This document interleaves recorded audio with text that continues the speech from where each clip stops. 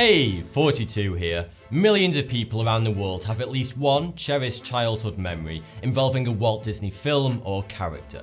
The appeal is simply universal. And somewhere in the massive catalogue of Disney branded works, there's a story for you as well. One that can inspire you, warm your heart, make you laugh, or just remind you not to forget to wish upon a star once in a while. But as for the legendary man behind the entertainment powerhouse, there's plenty more to him and the company that he created than meets the eye. Here are some surprising facts you may not already know about Walt Disney and the global brand that he created.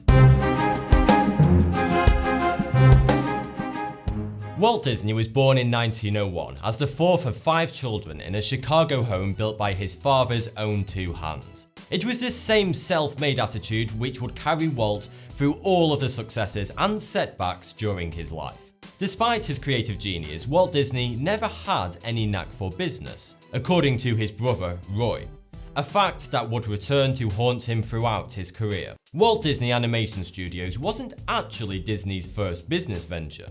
In 1919, after a brief stint in France with the Red Cross, Walt moved to Kansas City, Missouri, where he developed his passion for art by taking a job as a newspaper artist. Within the next 2 years, he began investigating cell animation and found an animation studio where he produced the Laugh-O-Gram series of cartoons. By 1923, the studio was forced to declare bankruptcy, proving that failure is just another twist on the path to success. Perseverance is key, my friends. Disney was also a trendsetter in the realm of television, creating popular children's programming like Zorro and Davy Crockett, as well as the Mickey Mouse Club, which spawned the Mouseketeers and saw a modern revival in the early 90s. Ryan Gosling, Britney Spears, and Justin Timberlake are all former members of the Mouseketeers, just to name a few contemporary celebrities who have had their early careers propelled by Disney. Walt Disney wasn't afraid to get involved with political issues, stirring controversy as one of the founders of the anti-communist group Motion Picture Alliance for the preservation of American ideals. He also produced many pieces of animated propaganda during World War II, ranging from anti-Hitler pieces to encouraging the timely payment of taxes in order to bolster the war effort. However, Disney firmly stated that outside of very specific instances during wartime, he and his team, quote-unquote, work hard to see that nothing of that sort creeps in. The quality control folks at Disney can be ruthless. Part of Your World was almost cut from The Little Mermaid, and Can You Feel a Love Tonight was almost removed from The Lion King. But Elton John insisted that it was kept in the film.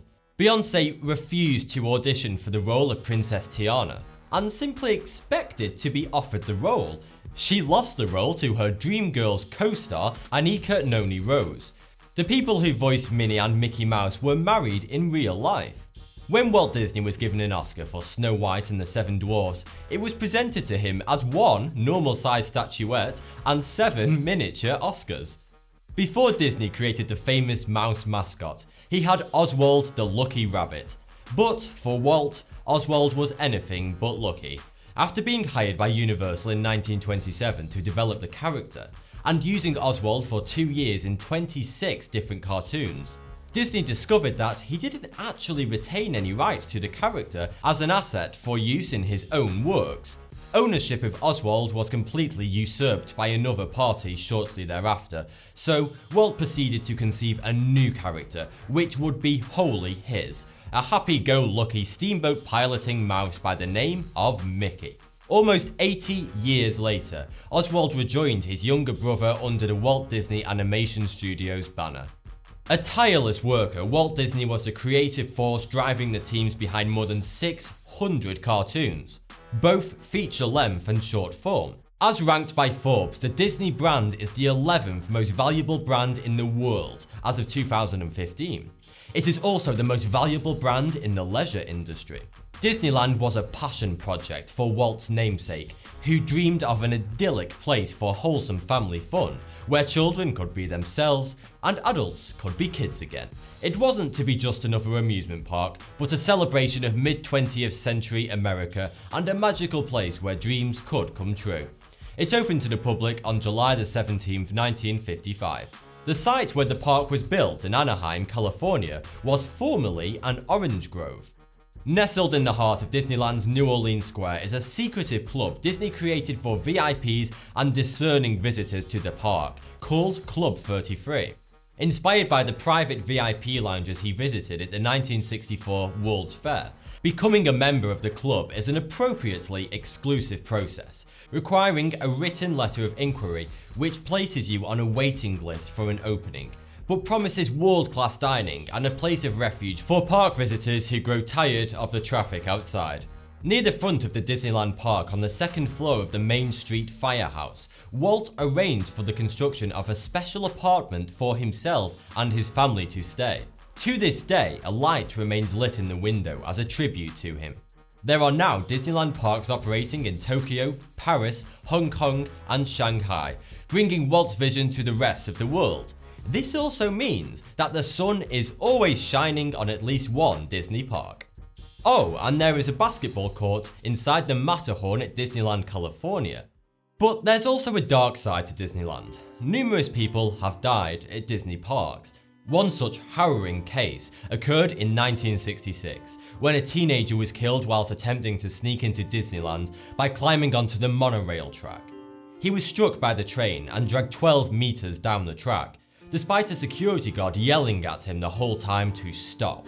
In fact, staff at the Haunted Mansion rides at Disney parks have to be constantly on the lookout for people dumping ashes. Strangely, having one's ashes scattered on the ride is a popular request.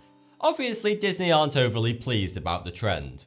In 1970, Yippies took over Tom Sawyer Island at Disneyland to stage a smoke-in to protest Disneyland's dress code. Disney was not amused. They closed the park early and called in the riot police. Ever the innovator, in 1937 Walt Disney pioneered the use of a new type of camera for filming animation, one which allowed for greater depth to reinforce the illusion of the action on screen. Occurring in 3 dimensions, the result was the multiplane camera, first tested in one of Disney's Silly Symphony shorts before being used in the filming of Snow White and the Seven Dwarfs. The success of Snow White spawned what would be remembered as the golden age of animation, as Walt Disney gained the financial stability and public confidence necessary to produce more films destined to become classics, like Pinocchio and Fantasia. The California Institute of the Arts was the brainchild of Walt Disney, who dreamed of a school for the performing and visual arts where fellow artists could learn from and encourage one another. The staggering list of noteworthy CalArts alumni includes animation legends Arlene Klasky, Tim Burton, Lauren Faust, and one who many consider to be Walt Disney's spiritual successor, John Lasseter, the acting chief creative officer of Pixar and Walt Disney Animation Studios. To date, Walt Disney has received the most Oscars out of any multiple Oscar recipient, holding 22 of the prestigious awards for his creative work.